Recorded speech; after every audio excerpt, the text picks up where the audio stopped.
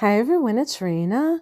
So this video is looking at the blue moon that is happening in the sign of Capricorn at 29 degrees of Capricorn on July 21st, 2024. In the Midwest where I live, which is the central time zone of the United States, this is at 5:17 a.m.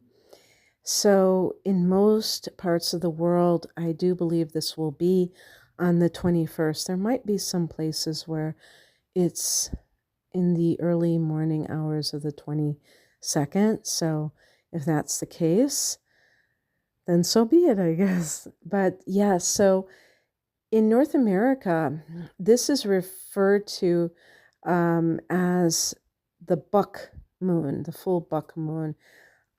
Or even the thunder moon. And this has to do with what is happening at that time when the deer get their antlers and when there are a lot of thunderstorms. It was funny because I knew that there was a thunder moon. I might actually call it thunder moon because I think with this 29 degrees of Capricorn and forming a conjunction with retrograding Pluto, it's more of a thunder moon. But I knew that I felt like, yeah, July is when we have the thunder moon. And I was thinking about how many thunderstorms. I'm like thinking it's supposed to be so hot, and I just didn't think like it made sense because I always think of thunderstorms when there's like these differences in temperatures that the temperatures are so volatile. And but anyway, so what we're looking at here is the second of two full moons in Capricorn. And of course, that's why it's called a blue moon, the second in the month. There are other definitions of a blue moon, but that's the one that's applicable here. And it just so happens that this full moon also forms a conjunction with Aquarius, which at the time of this will be at 0 degrees of Aquarius, almost 1 minute of Aquarius. And so we call that like an out of sign conjunction, but it still packs a punch as these two planets coming together, forming this very intense time, because normally both the signs of Capricorn and Aquarius, they are not emotionally intense. They're Capricorn, I would describe as dry. I would describe Aquarius as very detached. But at a full moon, emotions are heightened. But then when you have this conjunction between the moon and Pluto, you're talking about scorpionic types of an effect. And what that does is it makes people, especially since Pluto is retrograding, they are deep diving.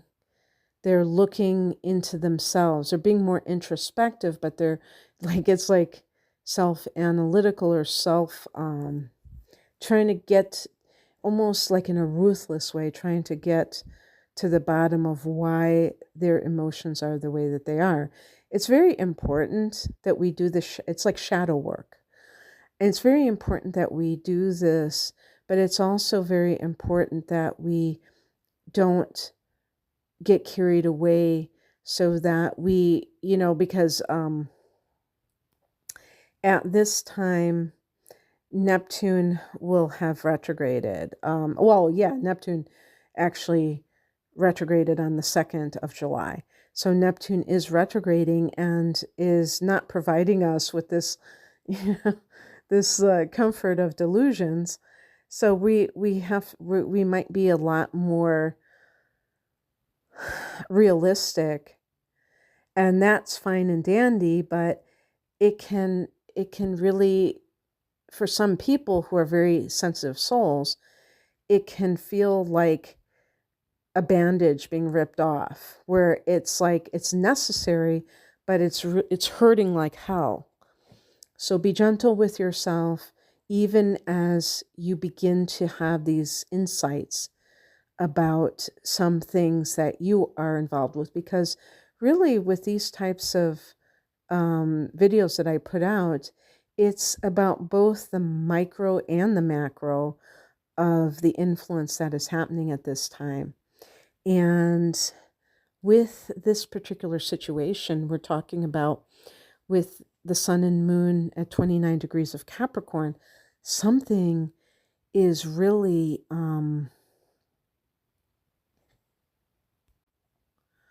coming to a head. The 29th degree is the last degree. And so it is kind of the grand finale, if you will. The full moon, it's almost like I think of the tower moment in the tarot.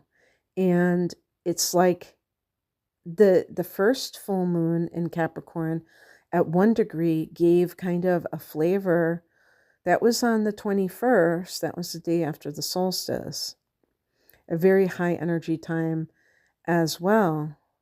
And now we're at the 29th degree. And so you can think about your own personal life in the past month.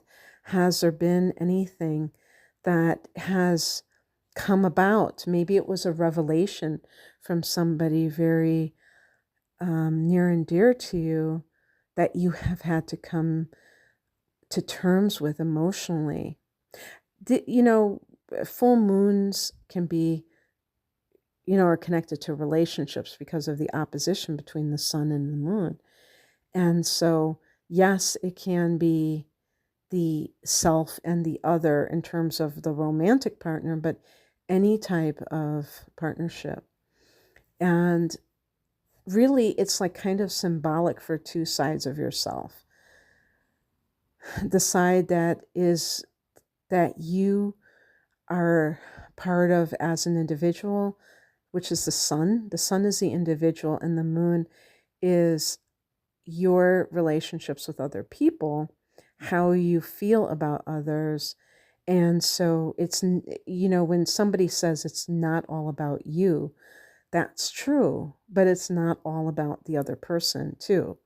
So we have to honor the self. And sometimes the revelation is that you have been neglecting yourself.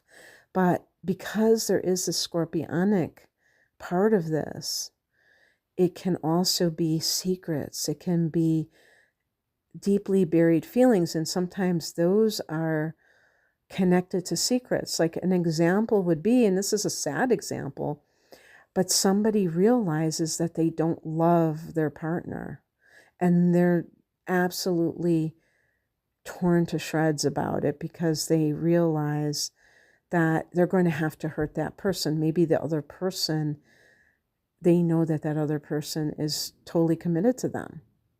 And that was kind of the theme of Eat, Love, Pray, where Elizabeth Gilbert was, I guess you could say that she was going through a spiritual awakening because the things in her life, the relationship that she had, it was not satisfying to her. She needed something more.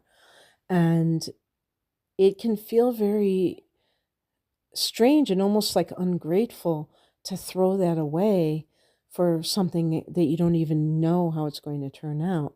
But sometimes that's exactly what people have to do in order to move forward in the life that they were meant to lead. So these themes can show up, but it's really about not blaming others. When Pluto is retrograde, you're looking within yourself and saying, okay, how did I participate in this?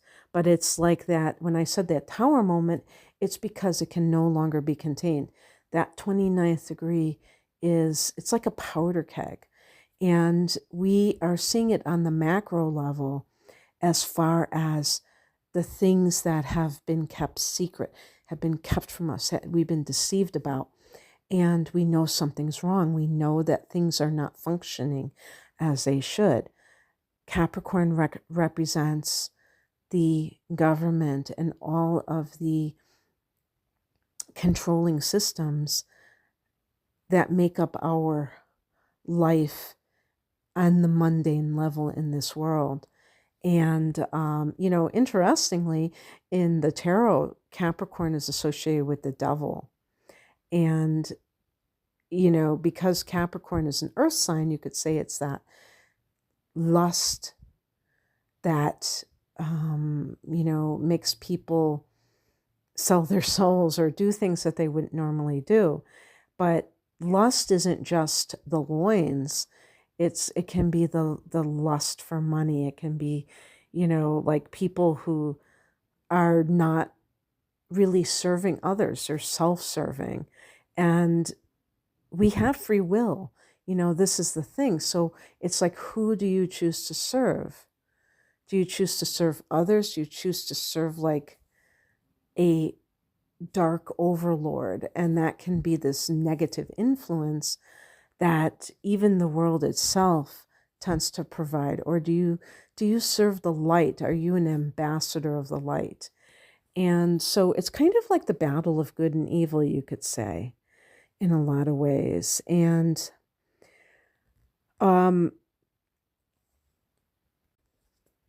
we have this destruction of the structures of our society, but there's also the element of the deception. Why did they do it?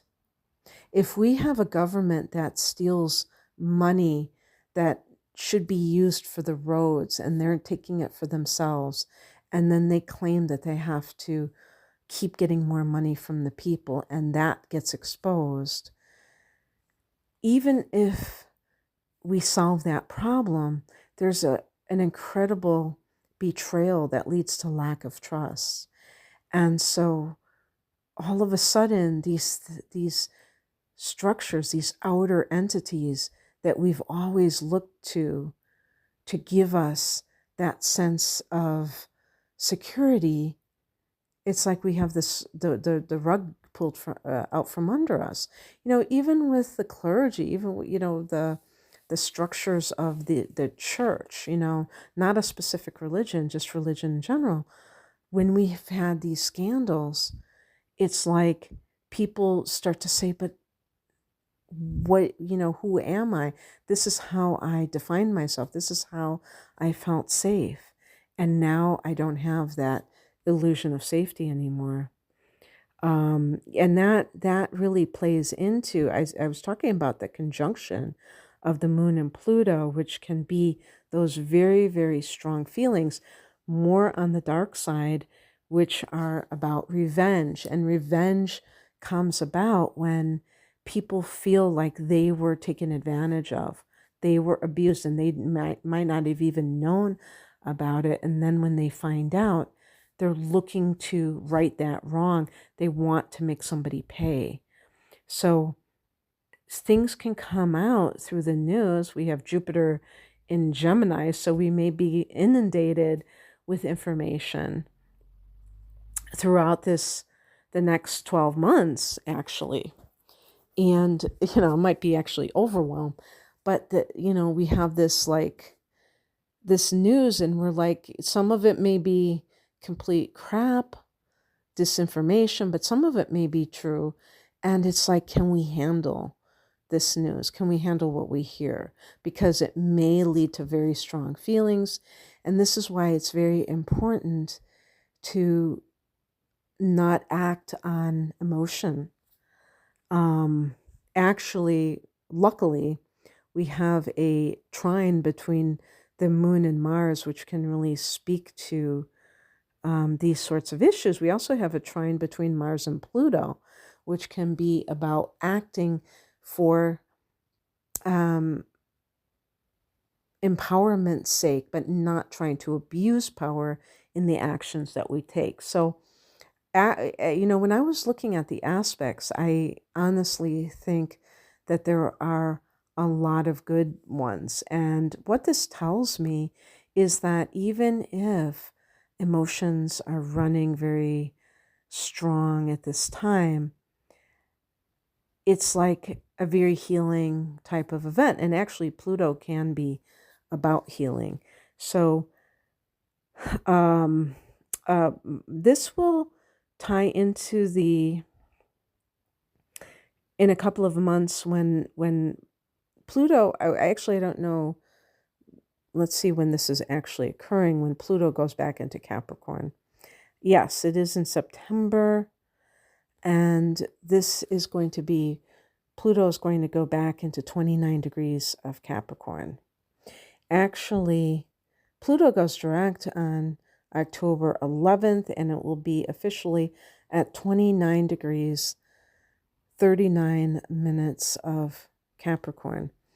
This blue moon is at 29 degrees, 9 minutes of Capricorn. So you can just see how tied in it is to all of this.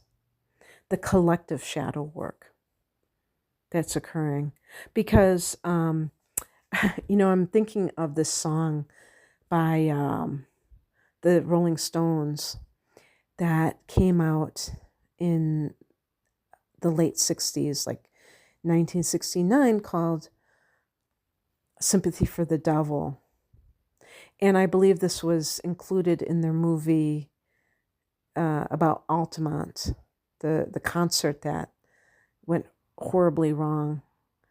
And the major concert that occurred after Woodstock in December of 1989 or 1969, and really, I don't know if that was true of the people of that time, but you could say left a bad taste in the mouth, maybe intentionally so by anyone that meant to, create certain negative events, where the 60s kind of went out with this negative event that was kind of on a mass level, where they had to kind of cut the concert short, and there was a murder at that concert. But the song Sympathy to the Devil has a line where they say, "Who killed the Kennedys? Well, after all, it was you and me." And really, those lines have always almost sent chills down my spine, and all of that, because I really believe that whenever we have these events that affect all of us, we can blame the government, we can, blame these outer entities, but really, at the end of the day, we go along with the program. And we set the stage for something to be successful in happening. And, when people are very compliant, when they don't ask questions, when they kind of attack each other for even being upset by something that happens. That's how things like that, evil is allowed to flourish, like what has happened at different events in history. So, yeah, I feel like there's a real personal angle to it. But as a collective, when we see the breakdown in society, what do we think? Do we automatically point fingers at outer entities, or do we take responsibility for our part in it? Whether it's passivity, whether it is believing lies and not thinking for ourselves, what is it? That's kind of what I'm talking about when I'm talking about this collective shadow work. The sun opposing Pluto can be this idea of a power grab. Now, personally, when people feel out of control, they try to control others. With Mercury squaring Mars, the temptation can be to shoot from the hip, with your mouth, I should say. I'm mixing metaphors. And so be careful with speech. And that can even be with written word. Don't just, spread gossip or things that you hear somewhere else on social media or whatever, the internet, or through other people, but really get your facts in order, because things can be fast and loose. There are harmonious angles between the sun and moon and Mars, sextile with the sun, trine with the moon. So that can be good for promoting yourself.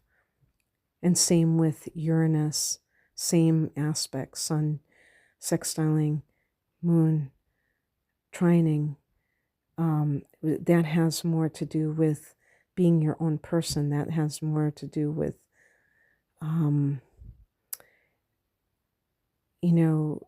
embracing your unique qualities and freedom. So there's like a populist theme here, because when Pluto is in Aquarius, that's the sign of the collective. And we have to have one more dip back into the authoritarian. It's like one last gasp. So we may see, as the next few months progress, that there is this sort of, and it's like almost like a contrived sort of authoritarian crush on the populace. And this can be, all over the world. But people will not react in the same way. And this could even be right now that this is occurring, because we have this coming to a head. You can feel this already if you're somebody who is sensitive, and even if you're watching the news, you can see that things are happening, and it may be hard to make sense of it. Like, what does this actually mean? That things are changing. And for some people who are not as aware, they may be like, it's almost like they're starting to wake up, like, wait a minute, this is wrong. This is tyranny, when they haven't realized that it's been tyranny all along. For years we've been dealing with tyranny, but they're finally waking up because it's affecting them. That's kind of thing. There's some spiritual teachers who use the term bifurcation, which basically means, if you know the word bi, meaning the duality, or the two, meaning that we're splitting off into these two factions, where, and it's kind of crazy making, because we're coexisting with these two realities within our, wherever you live. And some people believe one thing, and some people believe like almost like diametrically opposed, and they each think that the other's crazy, and they're convinced that they're right. Well, you're going to have one of those factions that says, wait a second, now this is scary, this is tyranny. And they're waking up to the fact that that we have been abused, we have been usurped. And I was going to use the word cooed, because I'm thinking of the United States, but that could be true in other countries. There have been coups recently in other countries as well. But they're going to feel like they're being cooed too, within their own version of reality. So it's like crazy making on one level, but if you really understand what's going on, you can see exactly how it's playing out. And and I feel like a lot of people have spiritual clarity. The sun is trining Neptune. That's like that. It's an easy flowing energy between the sun and Neptune. The moon, which is the intuitive body, is sextiling Neptune, and the same, sun sextiling Uranus and the moon trining Uranus, that's also intuitive. But in addition to that, even having that conjunction between the moon and Pluto is great for being able to assess psychological motivation. And that's very important because then you don't fall prey to manipulation from others, whether it be from the government, from the media, from in your private life, from people around you, and it allows you to make better decisions in life. So that's what I have for you. I hope that I'm setting the table. It should be very intense and it could be very newsworthy, but just remember that the purging, it's like lancing a boil, if you will.